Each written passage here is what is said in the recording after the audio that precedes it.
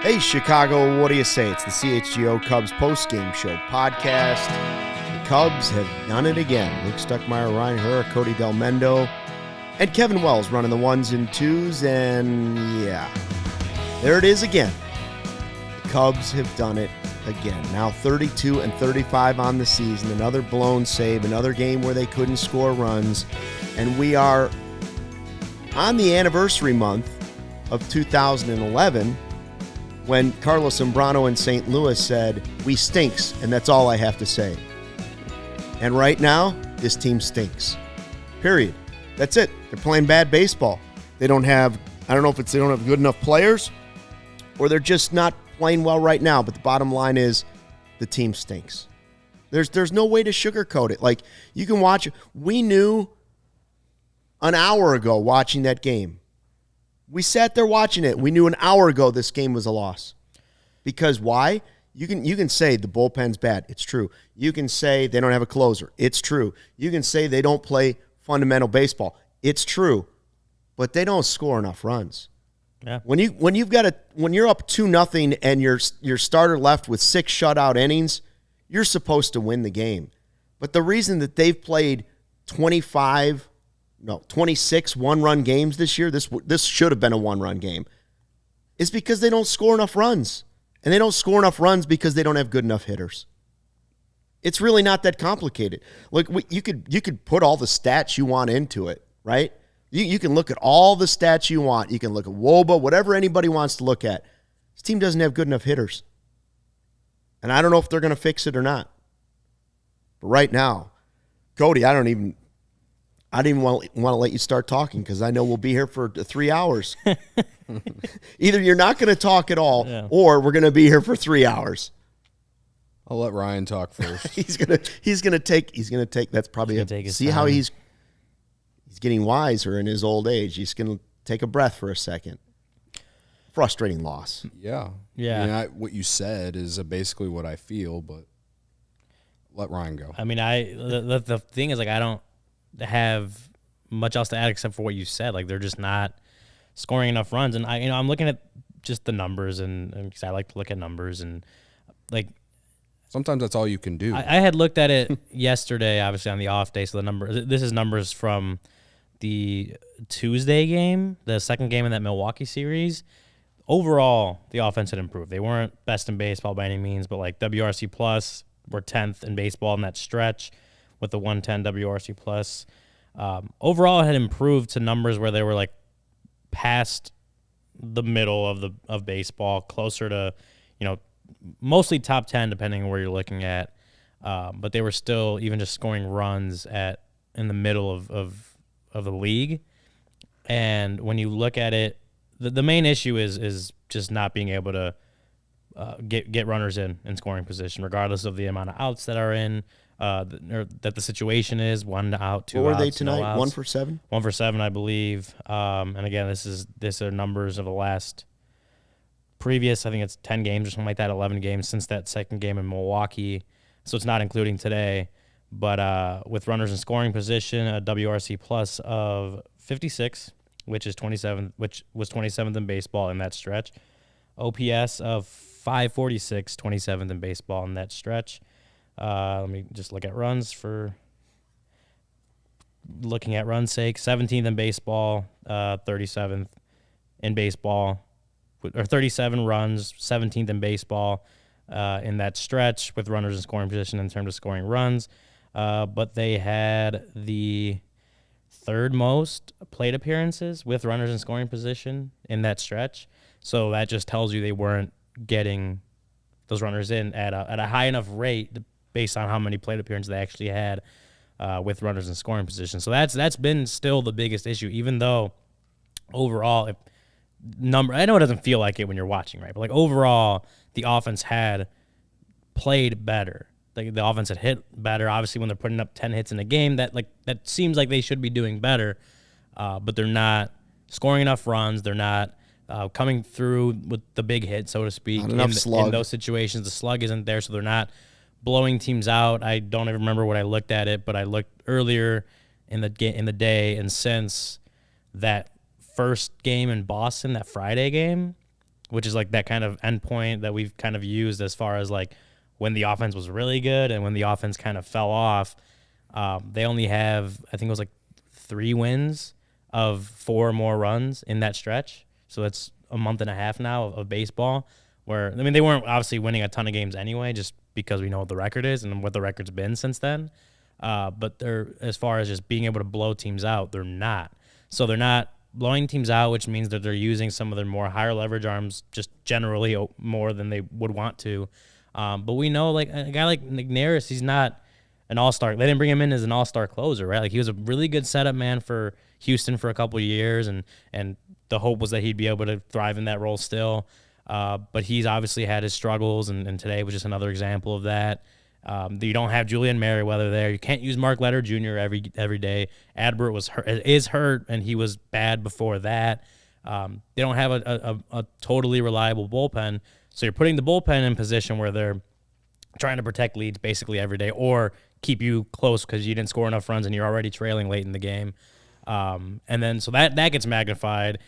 Play like, you know, some of the plays that Miguel Amaya's messed up behind the plate. Like today was a tough one because he did block the ball, just didn't know where it was, and then kicked the ball away. Like that runner wouldn't have gone had he not kicked the ball away. I don't want to give him the benefit of the doubt because we have seen issues with blocking the ball, especially in critical situations. So I don't want to give him too much of the benefit of the doubt. But today just felt to me like more like if the ball was 3 inches the other way, he wouldn't have kicked that ball away, right? So, well, whatever. But like stuff like that gets magnified because at the end of the day, you're playing so many close games because you're not scoring a bunch of runs. And that's tough. That's tough on the rest of the team when you're not coming through with when the game's on the line or you're in a high leverage situation, you got runners in scoring position, you have a chance to add on to the lead you already have, and you can't do it. And so like a performance like Jameson Taillon had today maybe wasn't his greatest performance. I thought he was fortunate. Some of those pitches that caught too much of the plate didn't get beat on, but it was overall a good performance from him that we kind of expected because he has been good for him, kept them in the game, kept them in the lead, and then you see what happens. And while there's other things wrong with the team right now, it's just like it feels like the same story every game where they're just not putting up enough runs to just like feel comfortable, especially early in a game, to just feel comfortable with the lead. It doesn't feel like it's happening any game. Yeah, sorry, I took up a lot of time on that. That's okay. We all did. Listen, I mean, this game summed up. I think what sums this game up is that inning PCA led off with, it was like a swinging bunt or whatever, and he's fast and he gets to first, and the Rays make a critical error there with Eflin not catching the ball, and then they play lackadaisical, and he's heads up and he finds himself on second base with 0 outs. Then Amaya hits the ball hard to the opposite field, and he at least gives you a productive out, and it allows him with that speed to get to third base. Then what happens? Mike Tauchman strikes out. And then, of course, Seiya hits it hard, but it's on the ground and it's right at the shortstop, and you don't get a run. All I know is that if you enter the inning up 3-1 in the 9th inning, it's a lot different feeling than entering the inning in the 9th inning up 2-1. And then there are other innings too. So I don't know, like that. Them not getting PCA in that inning just kind of sums up my entire frustration with the offense over the last month and a half, man. Like, how many times have we seen that? Guys get in scoring position less than 2 outs, and they don't get them in. How many times? It's, to me, that's why they lost the game. I think there's a super chat in there that says something along the lines of, like, I knew when that happened they were going to lose the game. And, like, honestly, dude, like, I don't disagree. That's what I was going to ask. Well, when did you know in your heart this was a loss? I thought it was over whenever When he kicked the ball, I already knew. When he kicked the ball, I already in my head was like, this is a loss. Yeah. Well, I was getting the vibes of how many guys were leaving on base and not getting the big hit. Yeah. And as someone who is a believer in the baseball gods, when you don't take advantage of opportunities, things like shit comes back around. What comes around comes back around. And Taillon was great, but also like he also got a little lucky on some of the balls that guys hit off him too, you know? And then the Cubs, I think no one wants to hear it right now, but you know, how the hell does that ball that they hit in that 9th inning, the Rays, wow, how's that ball go over? But how the hell does Dansby Swanson's ball not go over the fence the inning before? That one looked like he definitely hit it harder. And I'm just, you know, yelling about bullshit that doesn't matter at this point. But like it's like things like that too that have been going on over the last month. Like even when they do hit the ball hard sometimes, it's just like right at someone or it's at the warning track, and it's just like Christopher Morel is the only one who can hit a home run for this team that feels like it's a no-doubter. Him and Michael Busch. It's like those are the only two it feels like are hitting home runs for this team, and you're like, that is absolutely out of here. And it's just like, it's frustrating, man. Like, I think people in the YouTube chat or listening probably think I'm going to come on here and yell a lot about. I'm kind of just numb. I'm back in the numb stage. Like, we're 3 games under 500. It's a different story, different day, man. Like, everyone probably mad at the bullpen. I mean, yeah, Neris can't give up 4 runs in the 9th inning to lose the game, but like, you got to score runs to win baseball games, man. You got to score runs. You got to score more than 2 runs on the road to win baseball games. I think it's like with the way Taillon pitched, the way Nessie came in and was pretty good, and the opportunities they had earlier in the game to add on. Like, Neris shouldn't have been in that spot. Like, it shouldn't have been a position where you needed Neris to come in. I think to answer your question, for me, it was like the 7th inning, Bellinger doubles, and Amaya can't get around from first. Oh, yeah. And then Morel, who Morel had a good day today. He had the home run. He scored the 2nd run. Like, he was the best offensive player for the Cubs today. Without him, that's not even a game. But then he struck out on 3 pitches with 2nd and 3rd 2 outs, which that was obviously one of the handful of opportunities they had with runners in scoring position. But to me, that was like, you really needed to add on in that inning. It's top of the 7th. Like, the game's getting tighter at this point. Like, you really needed to add on. And again, not pinning the blame on Morel because he provided basically the rest of the offense for him. But I think for me right there is when I got that feeling like, man, this is not going to end well. And that inning also is a lot of what, like, my just overall frustration with, some of the bad luck too, because Seiya hit one 106 all the way out to right field, but right into a glove. And it's like, that was one of the 2 outs. Like, Morel came up there with 2 outs. You had Amaya who led off the inning with a walk. Then Tauchman flew out. Seiya, if that ball that Seiya hits drops, like, that inning's completely different with Bellinger coming up. But like, again, I'm not even really making an excuse for Seiya in that situation. It's just like, we've seen a lot of hard hit balls just like be caught, and it's just like it's the fact that even when they have guys in scoring position and you just need to manufacture a run, they can't get it done. Going back to the PCA inning, like, I don't know, man. I can't measure it. I can't explain it. It's just, like. We're going to get to a bunch of super chats in a second. I want to ask you another question. Kevin, you can answer this too. What does this team do well? Nothing right now. Starting pitching. Yeah. That's it. Starting pitching. Nothing else. There's nothing else they do well. Yeah. Something that, like, everyone right now, didn't this feel team good about does coming into. Nothing. Only the starting pitching is doing their job. They don't hit well. They don't hit well with runners in scoring position. They don't run the bases well. They don't play defense well. They don't slug. Yeah. They don't What hit home else runs do with they guys on do base. other than starting pitching?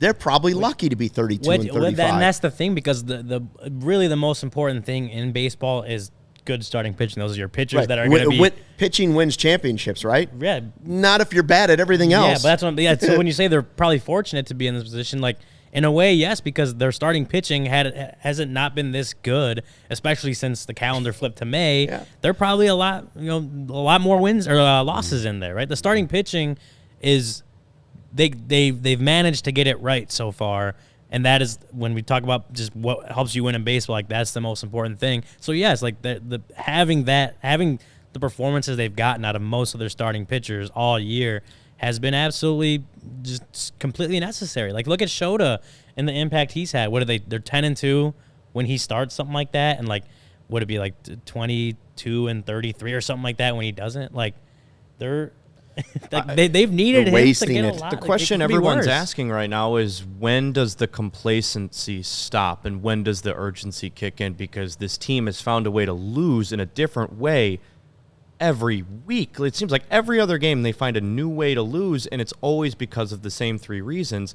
You're not going to be able to fix all of those reasons, but it's almost like they're afraid. They're so afraid to overcompensate when they do have the pieces to go and try new things, because right now everything they're doing is the same. It's the same every night, and it's not working. This is, you're getting to the point where this is who this team is. It's not the team you saw in April. This is getting to the point where this is who they are. The thing is, dude, is that they have no history of showing that they will do something like that. I know, which is like, and this is that the goes year. back to last year. That goes back to the year before. I know the year before they were a losing team anyway. But like, I feel like it's deja vu all over again. They had issues last year at first base and obviously at third base, and they had bullpen issues and stuff. And they got lucky that Bellinger got hot, and they got lucky that some guys played better, and Bellinger can play first base, so you can afford to DFA Hosmer and Mancini, and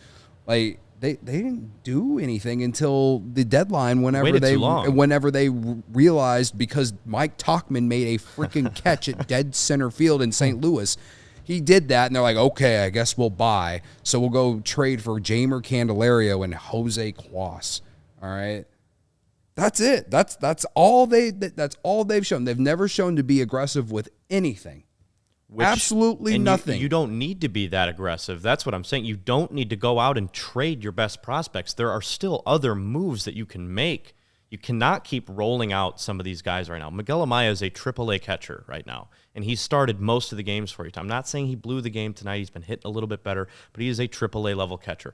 Yan Gomes is worthy of a DFA. That's a position you can upgrade right now, and that would help you win games right now. Right. I'm not sure what they're waiting on there. We're going to get to the super chats. We'll talk more about this disappointing loss. Cubs lose 5-2. They give up all 5 runs, 7th inning and on. So they had this game won and couldn't hold on to it. Get ready for the summertime with quality shades built to last. Our friends at Shady Rays have you covered with premium polarized shades that won't break the bank. Shady Rays is an independent sunglasses company offering a world-class product rated 5 stars by more than 300,000 people. Their shades have durable frames and crystal clear optics, making them the perfect choice for all outdoor activities. They have hundreds of options to choose from, so you are bound to find your perfect pair to match your style. They probably have a style in your favorite team's colors. I wear Shady Rays when I'm fishing, golfing, driving, or just being a natural vibe. Plus, if your shades ever go missing or take an unexpected hit, don't sweat it. They have the most insane protection in all of eyewear. Every pair is backed by lost or broken replacements. If you didn't love your shades, exchange them for a new pair or return worry-free within 30 days. There's no risk when you shop. Their team always has your back with personal and fast support. Exclusively for our listeners, Shady Rays giving out their best deal of the season. Head to shadyrays.com and use the code CHGO for 35% off polarized shades. Try for yourself the shades rated 5 stars by more than 300,000 people. Hey guys, some beers can say they're brewed for baseball, but only Blue Moon is brewed by baseball. Beer and baseball just go together, and no beer goes better than the one that was literally born in a ballpark. Blue Moon, created at Coors Field in Denver, Colorado. It's the natural choice all season long. Let's be honest, the best thing going for us right now, the weather in Chicago. The weather right now, classic summertime shy. It screams, give me a Blue Moon, give me a few of them. Nothing beats watching baseball or lounging by the pool or just sitting on your back patio, ice cold Blue Moon with a little orange slice to go with it. Blue Moon, brewed by baseball to give you a dose of nostalgia and get you excited for the season. A beer this good only comes around once in a blue moon, but you can enjoy it all summer long. Bring the ballpark to you with Blue Moon Belgian-style wheat ale. It's one of a kind every time. Get Blue Moon delivered by visiting get.bluemoonbeer.com/CHGO. To see your delivery options, that's get.bluemoonbeer.com/CHGO. Blue Moon, made brighter, celebrate responsibly. Blue Moon Brewing Company, Golden, Colorado. Kevin, you want to hit us with some of those super chats? Because I saw a few of them coming in the first segment. I know that the chat has been littered with angry Cubs fans tonight. We got a pretty good chat going. Make sure you subscribe to the CHGO Sports YouTube page if you haven't yet. Do that tonight so you don't miss any of the shows. What do we got, Kevin? Got Steven, $2. Jed can go to hell. Don't know if I agree with that one. It's just baseball. Just people. angry. Let's that's harsh, but all right. hang out. Jed Heat and overall's pitchforks, done all a pretty right. decent job. I Jed, mean, honestly, people say that to me on Twitter a lot. So, I mean, that's Twitter. Yeah. Right. me So and I Jed guess- have something in common now. Justin, $2, that's fairly Justin inexpensive. Vleem, $5. Here is the $5 I was going to put on the Cubs to win tonight. I knew the L was coming when we left PCA on third. There you go, With Justin. one out, we can't lose. That's the guy I was pointing out Yep. earlier in the first Well, segment. appreciate I don't it, disagree Justin. with that. I think that was the first time I thought this is a loss. It's just one of those moments where, like, You really needed to cash in there. yeah, and PCA showed exactly the type of value that he brings to the table. I mean, he hits that ball and it looks like a routine play, but because he's so fast, he put the pressure on the defense to have to make a play, and they couldn't do it. And then that leads to them making another mistake, and he finds himself on second base. It was like one of the good Javi moments, right? Like the magical Javi moments where you're like, man, this team is down. We're only scoring 2 runs a game. They need a spark. Yeah. They need an energy guy. They need a spectacular play to rally around. And PCA gives you that. Yeah. And you walk away feeling totally dejected at the end of the inning. And what happened after that? We know. Well, I was gonna say, it's kind of like the way we talked about Morel when he first came up, and I know that they weren't winning games in that season, but it was like the Energy, the yeah, electricity, yeah, the spark he was providing, like gave like some hope. I guess is like, oh, this is a guy that like is gonna inject something into the team, and PCA's been that. I know we discussed. Obviously, Kevin, you were on that show when we talked about the Cubs sending him down and just why they would do that and the reasons that they gave. But yeah, you are seeing when he's up what he can do to a lineup and what he can kind of the things he can provide that no one else on the team can. And don't get me wrong, he had a bad strikeout, but rookies are going to have ups and downs. A lot of the stuff that's going wrong with this team this season should have been seen by all of us in the offseason, which a lot of people did. There's not enough in the bullpen. There's not enough slug. There's not enough offense. They didn't fill enough of the holes. But if these things happen, they still could potentially win the Central. Well, now we're also seeing the flip side of that. If a lot of these things don't happen, or if some of these things don't happen, they're not good enough to win the division. Yeah. And it's going to take some kind of turnaround to get back in that division race, in my opinion. Don't forget about the PCA steal, too, early on in the game, putting 2 on with 2 outs. I mean, that would have been another opportunity. Forcing them to use their challenge in the second inning. And he changes the game. He is such an effective weapon. To that point, though, I don't understand why PCA is not hitting 9th. Like, I understand not putting him lead off or in your Ahead top of Amaya. 6. Yeah, like, he shouldn't be ahead of Amaya. I know, like, Amaya has started to hit the ball a little bit. He had a good series against the Reds, whatever. But PCA, if he can do what we just saw tonight on some sort of consistent basis, like having that and then having the lineup flip after him, that just makes his value even better. He's not someone that I want to see lead off, not yet, because he hasn't begun to really hit yet.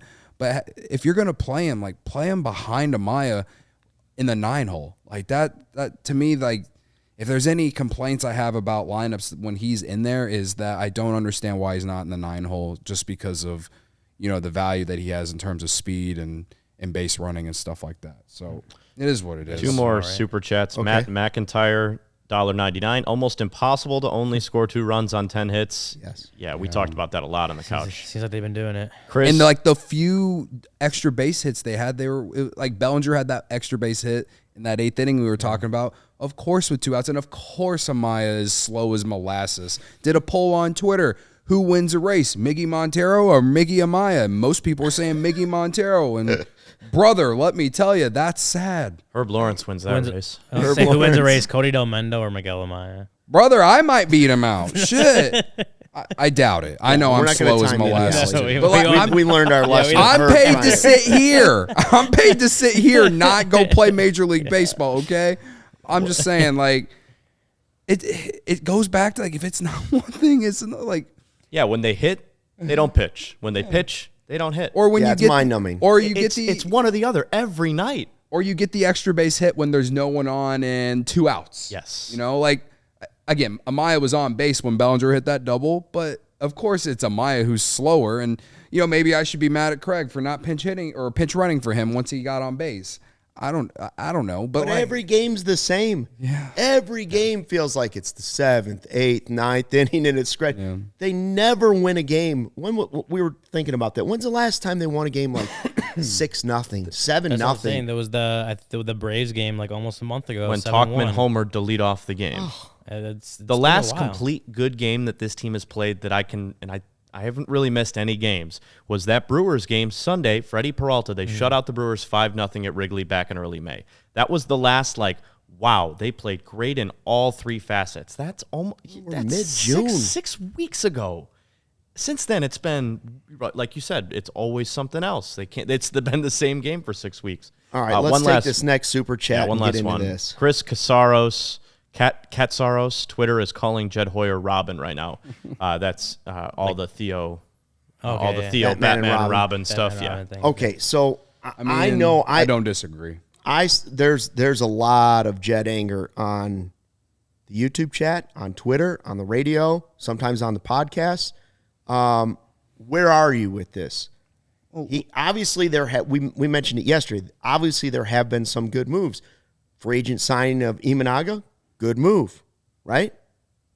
There have been some other trades that have been good, but they still have not made a bold move, and I don't know how it cannot be coming soon. Like I don't say just make trades for no reason if the season is lost, but sooner or later you're going to have to change this roster in some sort of drastic way, whether that's bringing up tons of prospects and dragging out this process even longer, or trading some of the prospects and trying to bring in big, impactful players for the long term. I don't know what it's going to be, or it's going to have to be going over the luxury tax and well over it because there's still too many holes on the team. Yeah. So how much blame right now do you want to give Jed Hoyer? And how much blame right now do you want to give the $8 million a year manager? I don't know that I'm ready to go there, but I was sold that he was going to give us 4 or 5 more wins this season with basically the same roster. Right now, it's not happening. It's a lot of the same stuff. Yeah. Instead of like going through some massive explanation, I'm just going to sit here and ask you a simple question. Despite all of these great moves that we've talked about, Imanaga, free agent signing Bellinger to the Prove It deal and then re-signing him, trading David Robertson for Ben Brown, trading Scott Efros for Hayden Wisniewski, trading for Michael Busch and Yincy Almonte. There's a long list of good trades. What has any of that brought? Nothing. Exactly. Almost a playoff appearance. That's the thing is that we are at a point where results are starting to matter, man. Like he was given this leash at the trade deadline of 2021 by ownership, and then some fans who are rational. And then obviously 22 was like a season where like, okay, this is their first like reset season. Exactly. Like so the expectations were significantly lower in 2022, and there were some good things that came from that year, and then in 2023 as well. And they should have made the playoffs. They were on pace for 90 wins in September, and we've discussed it enough on why they didn't make the playoffs, right? But again, it comes down to results when we're in year 4, man. Like you can win every trade and make every great free agent signing, but if it doesn't lead to wins, then what's the point? No. Cool, Jed, you you got Imanaga for a bargain. Why is this team losing games? You know? No, You can I have mean, the second best farm system in baseball, but if you're not going to be aggressive with some of the guys and not use some of them, then what's the point? That's how I feel. I mean, I don't disagree with that notion. Is like I think we also knew, like, going into this year, it wasn't It's not a World contention Series contention year. season. I think No, we but all, it should have been a division I winning. think we, I think we all tempered our expectations from being too high. But when you're They're talking, playing well below expectations. yeah, when you're talking about yeah. a team that, like, almost made the playoffs, yeah, you didn't do a ton to improve it in the offseason, but you did expect, you know, younger players to come up and contribute, and some of these guys, especially you know, an Nico Horner, right, who's still relatively young, to continue to improve, and you know, all these guys. And I think we had expectations that, yeah, this team should be a division winner on paper. It wasn't. I don't think we were, like, looking at it as like this team is going to run away with the division by any means, but, like, this team can win the division, and a division that seems to be, or that we thought was, like, yeah, it's not. Like, I don't think we thought any team was going to be super, super bad, and we're kind of seeing that. But we also didn't think any one team was going to run away with it, and we thought, you know, the Cubs could be that. But now they're at the point where getting towards that midway point of the season where they are still relatively far below the Brewers for first place in the division. Like, they're not playing to the level that we expected going into this year. And so that, yeah, your point is valid that why is this team not only not taking a step forward from last year, but seem to be a lot of the players honestly seem to have taken a little bit of a step back. I mean, there's guys that have improved for sure, but, like, some guys have seemed to take a step back. The roster as a whole, like, it's just they're not playing like a team that took a step forward to we're going to win the division this year level, which is kind of, again, what we expected. And yeah, so it's a valid point of asking the question, why is this team not looking much better now than they did June 11th of last season? Yeah. Record-wise, they are, right? They're, like, 5 games ahead of where they were last year, but, like, they're just not looking like a team where we saw that team come out of that funk and go on a great run. We're not getting a lot of signs that this team is ready to do that either this year. So the question is, when does the first move come? Like, we know that trades in baseball are rare. We know that trades involving top 100 prospects are rare. You're probably not going to see that. You've seen Jed and Carter both express patience. So we know that they're going to be patient. But there are 2 immediate upgrades. You could make upgrades on this team right now with guys, the DJ Hers level deal, guys who aren't your top, you know, elite prospects that would help your team. You have a deep system. You have a ton of pitching. You can't continue to sit on your hands and lose games like this. Not in a year where you just paid a manager $8 million. You're supposed to make the playoffs every year. Craig Counsell's your manager. Otherwise, you're not paying him $8 million. You're not paying him $8 million to sit in October. And I know people say, oh, it's only June, but these little games, man, I don't think people are sitting here saying, oh, it's June, though, dude. yeah. Even if they are, if they were, then the YouTube chat wouldn't be in shambles every night. Yeah. Well, you know? even if they are, it goes back to, like, it's honestly the same thing we said at this point last year. Like, yeah, you can say that there's still, like, 3.5-ish months left in the season, but really, when you take the trade deadline into consideration, it's like a month and a half. And you don't even need to trade prospect. There's guys on your major league roster that are expendable too. You got so many guys playing positions that they're not used to playing. I mean, you got 5 outfielders. You know, maybe you move one, maybe you move talk. There's guys that you can trade and move as far to as make the team a little bit more as fluid. far as your question about Craig Counsell, all this makes me want to say is that, like, everything that everyone bitched and moaned about David Ross last year was so overblown. However, I know I sat here in September and wanted to blame someone. And listen, they were on pace to win 90 games at first week of September last year, and then it didn't happen. All right, and then they won 83 games, and Luke hasn't let us hear the end of it since. Unfortunately, Yeah. that's probably the worst part of the entire Well, if they thing. win 90 this season. Well, you also predicted it, But yeah. the point I'm getting at here is that yes, I do think managers have some sort of effect on ball clubs winning and losing in some aspect.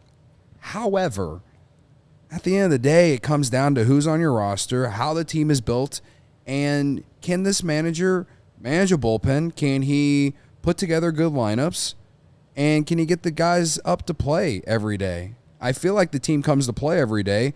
I don't find myself sitting here complaining about the lineup all the time. And he was given the bullpen he was given. Like, I would say the same thing about David Ross. The only thing that I have against David Ross is that he just did the same thing over and over in September last year. But at the same time, I could sit here and blame Jed for that, because what did Jed do for him? He wasn't aggressive enough at the trade deadline last year when they should have been to add another reliever like all three of us sat here and said that they should have done, and they didn't. You added a freaking reliever from Kansas City who was raw and didn't have like any experience at all. And then, of course, Michael Fulmer gets hurt, and of course, ALLCITY gets hurt in September, and it costs you, right? Mark Ladder missed a week in September. Yeah, too, and he threw the most innings of his career, and his splitter was gone, and his arm was just. I'm surprised it didn't fall off. Like that to me, a lot of that comes down to front office not doing enough to help the manager out. So I'm sitting here and I'm thinking about Craig Counsell now in the same situation, and in some ways, like I said it yesterday, I feel pretty fortunate to be 3 games under 500. Or I guess yesterday it was 2 games under 500. Now it's 3. In some ways, I still feel pretty fortunate to be only 3 games under 500 and the rest of the National League just being absolute ass. Like, I'm not making excuses for Craig Counsell, but can we just shut up about managers and if they define wins or not, man? Like, that's how I've always felt. And I'm not even talking to you, Luke. I'm talking about just people who are who are at some point are going to do this with Craig Counsell too. If this team doesn't make the playoffs, you know how many people are going to yell and scream about that? The truth is that right now, everybody in the organization needs to look at themselves in the mirror and say, am I doing my job? Because I think Jed could take some of the blame. I think Counsell could probably take a little bit of the blame. I think the players should take almost all the blame. Some people could say Jed, and maybe some people want to say Tom Ricketts too for the not wanting this team to go over the luxury tax right now. But also, I also look at this team right now and say, well, there's no sense in going a little bit over right now. There isn't. Because where's it going? I don't know where it's going. Well, I know where we're going. We're going to a break here, and we're going to hear about Sunnyside, and then we're going to take more of your super chats, and the therapy session will continue. So before we get to our therapy session, I want to tell you about Sunnyside. Sunnyside is your home for judgment-free cannabis shopping, a place where all kinds of visitors are welcome to explore, discover, and purchase a wide array of high-quality products. Sunnyside has everything you need to elevate your summer. Some of the amazing features that make this brand awesome. It's a one-stop shop for all your cannabis needs. Sunnyside has an expertly curated menu with over 100 strains to choose from, plus easy online ordering and in-store pickup. Sunnyside is Illinois' favorite dispensary with locations in the city, Wrigleyville, and River North, to the suburbs, Champaign, South Beloit, and more. If you're starting out, Sunnyside has expert guidance and brands they know you'll love, like Good News and Mindy's. If you're a pro, they've got you covered with over 100 strains on the menu and new ones added weekly. We know you'll love Cresco and FloraCal's incredible quality and consistent products. It's easy to order online, and they're there to help in store. Head to sunnyside.shop and use code CHGO, that's HICHGO, at checkout for 35% off. Favorite brands like Cresco, Good News, and more to elevate your first purchase. Sunnyside Cannabis Dispensary, bright buys every day, only for 21 plus or Illinois medical card holders. I had Dansby and Amaya to get hits tonight, and only one of them did. So I lost money on Circa tonight. But if you were smart and had any other players, honestly, you would have done a lot better. If you had At least you had fun betting with Circa. Yeah. Or, if you live bet the Rays tonight on Circa, I mean, especially entering that 9th inning, like, you got to feel really good, right?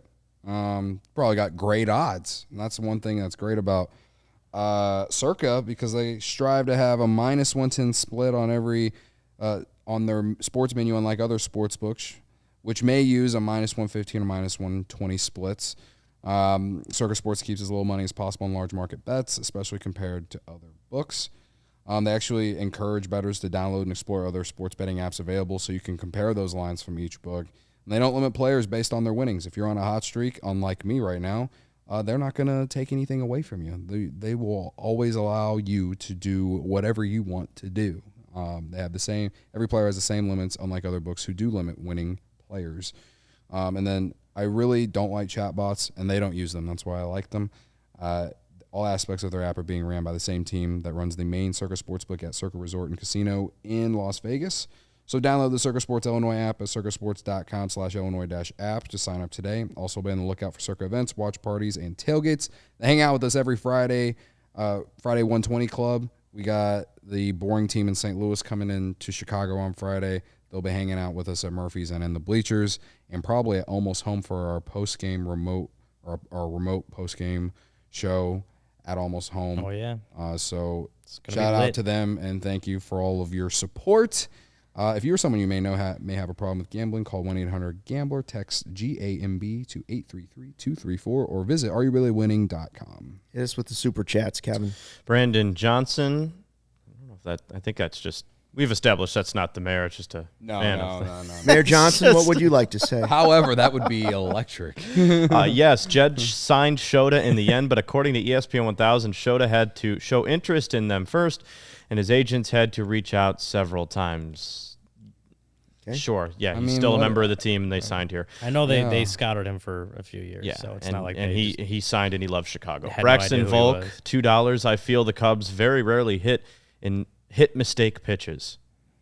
I mean, that's kind of what we were talking about on the couch, and how they were like one of the worst teams against fastballs this year. Yeah. If I did the search right on Baseball Savant, their numbers against fastballs down the middle are not great compared to the rest of the league. Not good enough. I know there's a few really good fastball hitters on the market right now, supposedly. Well, Ben the Warren, thing is the team has good fastball hitters. Historically, Dansby Swanson has been a great fastball hitter his entire career. Ian Happ is another one of those. Like it just goes back to what we said about how the team just has to play better. Like the guys that are paid the most have to play to their potential and what they're expected to. $5 from Ben Warren. It's brutal to see the Rays' pathetic fan base get a win while those who are Cub lifers watch this BS, end quote. The Rays are in the same position the Cubs are right now. I don't, what are you talking about, the fans or whatever, but the Rays are a scrappy baseball team, and they've had a lot more success than the Cubs have over the last decade, and I don't know. Well, at least over the last 5 years, because if you talk about decade, the Cubs did win a World Series. True. In 2016. The Rays did lose a World Series, yeah. Sure. People forget that 2016. Yeah, there wasn't a lot of people. I get what you're saying. There wasn't a lot of people there tonight. I see what people mean. The Rays, not a lot of I think, and this support. goes back to my complaints and frustration with front office, is that, like, the Cubs are top 10 in payroll, man. They're top 10 in payroll, and they're giving us this. Now, you can go look at the top 10 teams in payroll, and like the Astros are on there. But you know what? The Astros have been one of the best teams in baseball over the last 7 to 8 years. They're having a down year, but like Seems like it's more of but I'll take their last 10 years. Right. You know, like. Yeah, how many straight ALCSs for the Astros? I'll take 4 or 5 in a row? Yeah. But I'm just saying that there are other teams too, but a large majority of those teams in the top 10 are playoff teams and have had success in recent years and are having success this year. But for some reason, the Cubs, who are like 8th or 9th in payroll in baseball, are 3 games under 500 and just have all kinds of issues, it feels like. So that brings me, we talk about Jed making these great deals and stuff, but like, how are we top 10 in payroll and not putting out a winning product? Should I be more mad at the players than I should at Jed about that? Shane Newbank's friend of the show on there had a couple of good, I think, posts here in the chat. First one was, doesn't matter how much you spend if you don't spend it right. Sure. One earlier was that he's concerned about, he said, I'm concerned about Jed now making moves that will trade wrong prospects because he thinks Jed's trying to save his job. Is that something that concerns you as a super fan moving forward that Jed will be like, I'm on the hot seat. I do have to do something, and Alcantara might be good, but he's got to go. I don't think so, just because he has shown no history of like doing that. I also think he's safe. I do too. As much as I don't want him to be. I'm not saying he should be safe. I'm just saying I think he's safe. I would say I'm not concerned about that because you'd have to look at years in the future to say, oh, man, he really lost that trade. If you traded a prospect and that prospect ended up turning into an all-star, you still have to look years in the future to see that trade. So, like, right now, you're talking about trading unknowns for potential improvements in a year when everyone's screaming for him to trade for improvements on the roster. Like, no, that's what you should do, and obviously you want to be correct when you do that, but you just can't predict that kind of stuff. Like look at when they gave up Chris Bryant, right? Like Canario and Caleb Killian were the two guys, and like Killian was became like the best pitching prospect in the Cubs organization, and he just hasn't done anything at the major league level, right? So like I just like prospects can be super hyped in the minor leagues or look like they're bound for big things in the major leagues, but they may end up doing nothing. Or being role players, right? Fans get hyped up about those types of things because they see other organizations just, it's like rinse and repeat, man. Right. Get on it. New star. Why is this? I think that's the biggest. If you had to ask the biggest question right now on Cubs fans' minds over the last, it's probably, why is this rebuild taking so long? Because it should. Doesn't that kind of sum up the frustration? It's not this season. It's not last season. It's not the season. It's all of it put together when it was kind of, this isn't a rebuild. We're just retooling a little bit. Why is it taking this long with no real end in sight still? Right now, I don't feel like they're closer than they were last year. No, I think that's what we're the trying to prospects say. might be closer, but I don't feel like this team is closer. I think for that, when you're looking at the prospect angle, it's like, when they hit the reset button in 21 and traded those guys, like most of the guys they got were young. Like they were years away. You knew that. They wanted to stagger them this time. Yeah, and so to 2.5 years, going on 3 years later, like it would make sense that like not every prospect has gotten to the major leagues, that they got in those trades, or the guys they've drafted since then with the higher draft picks. Like that would make sense based on that. But as far as the major league team goes, like yeah, they obviously they're in a better spot than they were in 2022. When we're sitting here 2 years ago, this time you guys were getting ice cream during brutal losses. Like those were the days. Like they're obviously in a better. They're obviously in a better spot 2 years later at the major league roster, at the major league level. But I would agree. Like, why are they not better? Why do they not seem to be in a better spot than they were last year? Right? Like, why does it seem like they're still? And I know same spot record-wise they are, but they're pretty much still spinning their wheels. And that's what I'm saying. It's like record-wise, whatever. But at least at this time, they were starting to win some games. Well, maybe a few or a couple weeks away from really taking off. But like they eventually showed. That's what I said earlier. They eventually showed you the signs that they got out of it, and they did. This team right now is not showing the signs of getting out of it. So you're to your point. It's like at the major league level, why isn't this team right now look to be in a better spot than they did a year ago? I think because they're experimenting with too many guys at too many different spots. I mean, I know Corey and Brendan have talked about this ad nauseum. You guys have too. They're literally trying out 3 different positions at the major league level right now. One guy who's never played third base in his life is playing third base, majority of third base.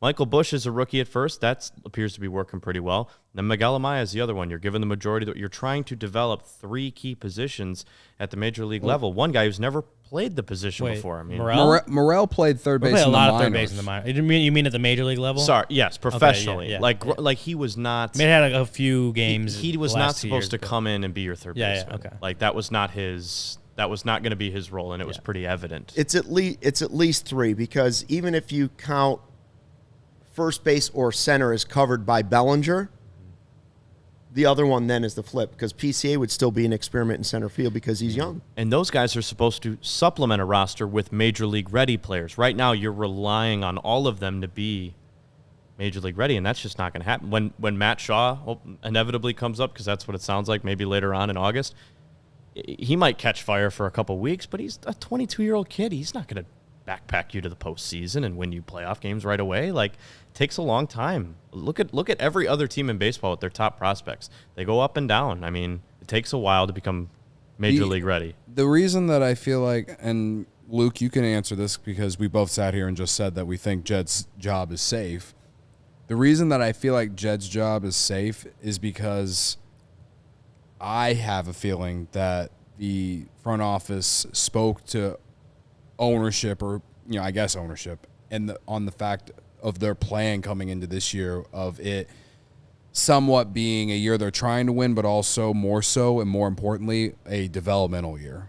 Because if it wasn't a developmental year, they wouldn't have had all these experiments. And the thing is, the only reason that I bought into the fact that they could still be good this year is because they had a team that was projected for 90 wins entering September last year, and injuries and the lack of offense hurt them. And I just was optimistic that Bush would be a really nice piece at first base, which he has been. When you also expected the Some top of these, prospects yes. to come up and supplement versus like Right. Trey Mancini and Eric Hosmer. Yeah, you had a couple months. like you entered this season with a better roster than last year, undoubtedly.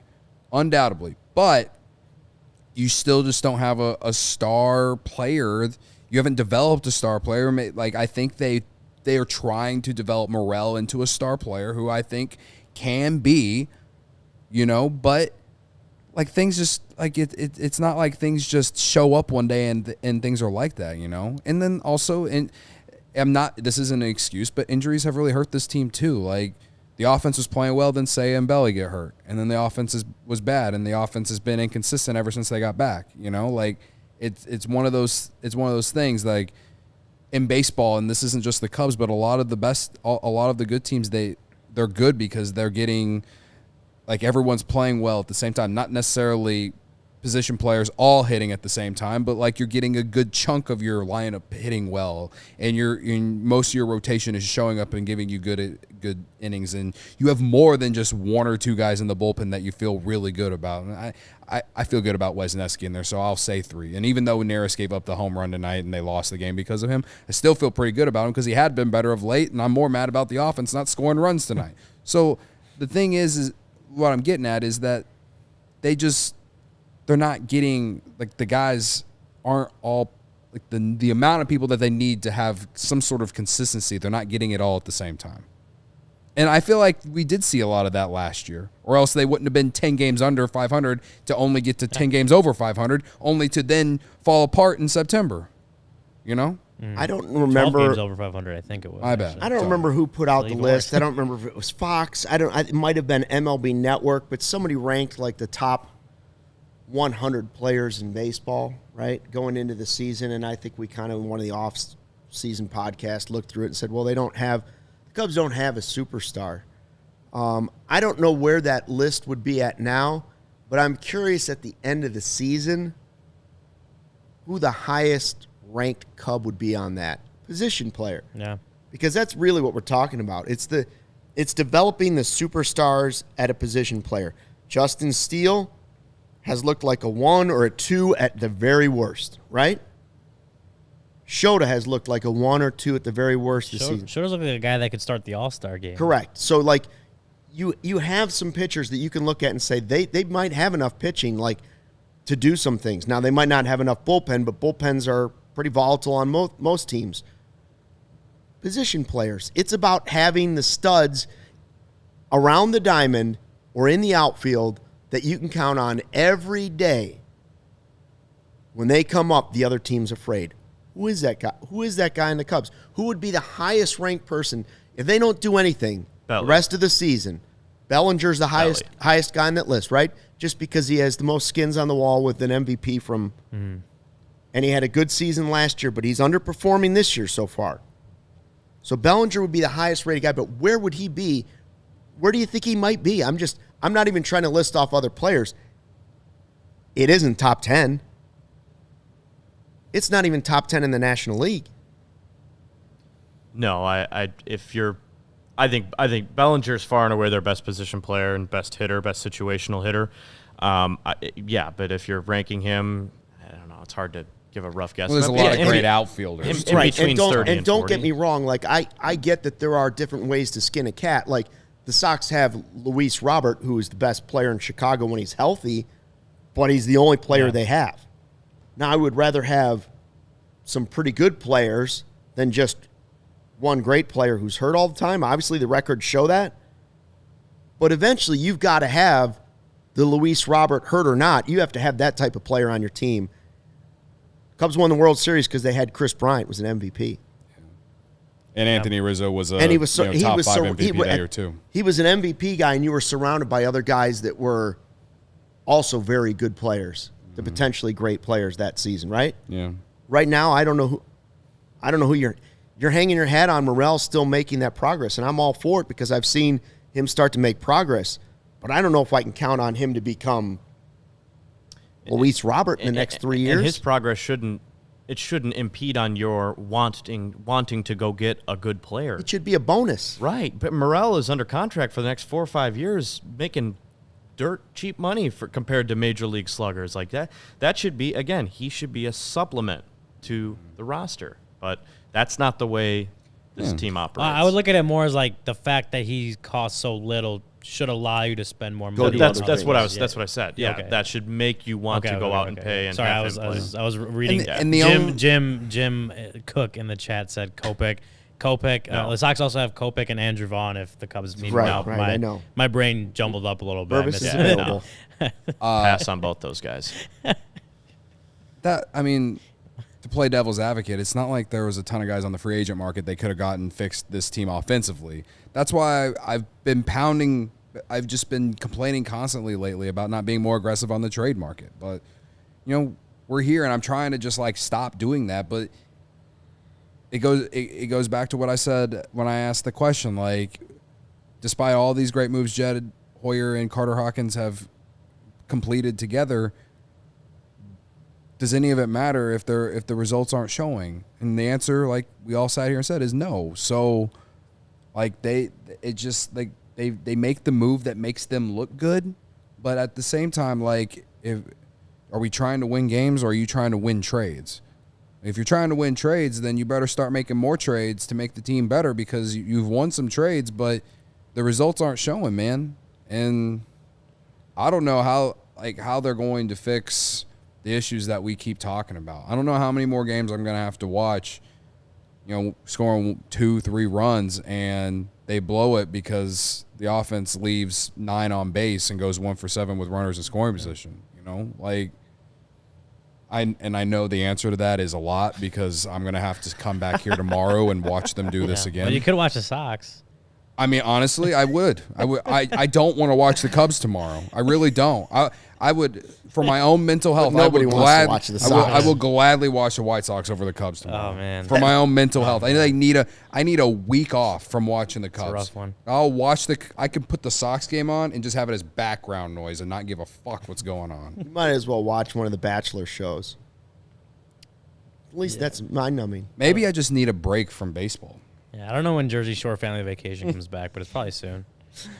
Obviously, I don't want to watch the White Sox over the Cubs. I'm just this team is exhausting, dude.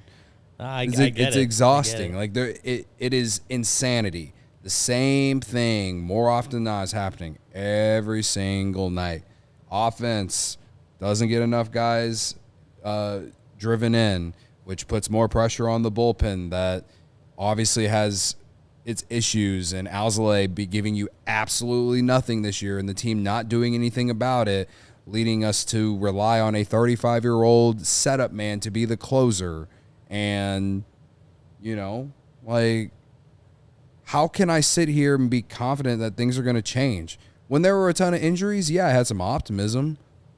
But, the team's getting healthy, man. It's been healthy, especially on offense. The offense has been healthy, They need to score more runs. To me, that's number one priority is they need to score more runs. Number 2 priority is to not get thrown out on the bases. Number 3 priority, play better defense. If there's any positive for me tonight is that I did feel like they did those 2 things good tonight. I know the Amaya thing, I tend to agree with you on that. That was just a shitty situation. Yeah. But I don't think that they had anything that happened on the bases or, there wasn't a bad defensive play that cost them the game. So like at least they gave us that. Like this is where I'm at. Like I'm reaching for straws or something on something positive, you know? Like Yeah. that's all I have. Somebody in the chat says Cody needs a spa day. You know what? That might be good content. We could all just go to a spa one day, you know. Yeah. They got one right Have up the things between the toes. Isn't the Russian bathhouse right over here? Yeah, there's one of those. Mario did- Chico's- Check Air, that have you out. ever seen Air? Oh, It's like that's out of my price range. It's Chicago Avenue, and we drove by it on the way to the Cubs thing, right? It's the crazy pools that they took an old building. Yeah, I'm sure Jake could be up for floating that just to cool us off for a day. Bears are going to London. We'll go out to Mario Chico's. All we're asking for is a day at Air for mental health. We'll go out to Mario A Chico's. mental health day at Air. Mario Chico's because it's closer to your house than out here. Or just give us a budget for some ice cream. Ice cream Anyways, budget. we're back here probably for therapy again tomorrow for a full hour afterwards. Been an hour. Oh my god. I know somebody we in the had- chat said let's look forward to the next offseason. We got to save that for tomorrow. No, We dude. also- I'm not talking about the offseason until the season's over. Also, we had like over 300 people watching for a majority of that show. Therapy was crowded tonight. We only have 73 likes, so please hit that like button. And 300 and we got 72. Well, it got up to like 360, I think I saw at one point. It was close to 400. We There were you go. pushing. It was like 400. 380, 370. Yeah. the mob Great was crowd tonight. the mob was growing. 7 super chats Yeah. tonight. Thank you to you guys. It's great. You know what helped Appreciate today? it, Just play some EDM. Play some EDM on the way EDM. home. Yeah. I'm gonna play some you sad Avicii, music Avicii. on the way home. Avicii, Tiesto. Also, unrelated, Cardinal fans gave Paul Skeens a standing ovation when he came out of the game tonight. I don't care what anyone says; their fan base still sucks. So that's how I'm ending this. And they lost. Did they lose? They lost. Oh, There you no go. one finds a silver lining like I find one. Hopefully, Milwaukee loses too. All right, let's get out of here so we can do this again tomorrow. Thanks for checking out the CHGO Cubs podcast.